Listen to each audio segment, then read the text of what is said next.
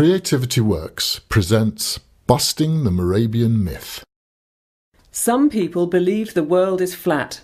Some people believe in alien abduction.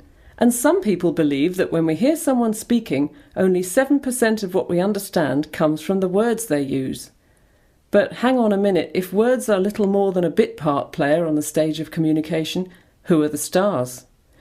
Well, according to the theory, more than half of meaning, an incredible 55%, is communicated by our facial expressions, with the remaining 38%, more than a third of the meaning, communicated by our tone of voice. Let's take a closer look. Here's Fred. He's got something to tell us. Got that? If we pick up 55% of meaning from facial expressions, we should be getting more than half of Fred's message by now. How about this?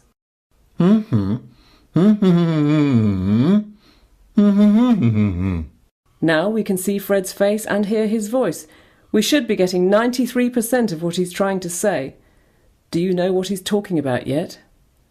OK, let's add the remaining 7%, the words. How come so many communications professionals still believe this nonsense?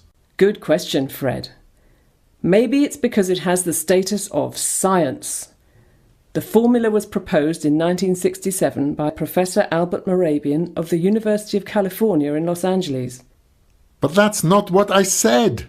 You know how we sometimes say one thing but mean another? Oh, please, can I have a dog? Maybe. The mother's tone of voice tells us that this kid is most likely to end up dogless. Well, Mehrabian's experiments looked at inconsistent messages like this. He wanted to find out how much we're influenced by someone's facial expressions and tone of voice when they say one thing but mean something different. Mehrabian concluded that in situations like this, when words let us down, we tend to mostly believe the look on someone's face, followed closely by the tone of their voice. Are you still angry with me? No. But how common is this kind of situation? Do people take more notice of facial expressions and tone of voice than they do of words? Well, no. In fact, on his website, Mehrabian makes it quite clear that his formula only applies when speakers are talking about their feelings or attitudes. It doesn't hold good in any other situations. Communications professionals, please take note. It's just not true that delivery can make or break a presentation. If you prepare the words and the content of your presentation properly, you'll get your message across just fine. But if you concentrate on your performance at the expense of your content, you could fall flat on your face. So it's time to squash the Mehrabian myth once and for all.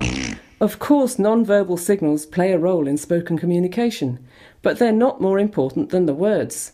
If they were, there'd be no need to learn foreign languages. So let's put words back where they belong, centre stage. Words really matter. Let's give them the respect they deserve.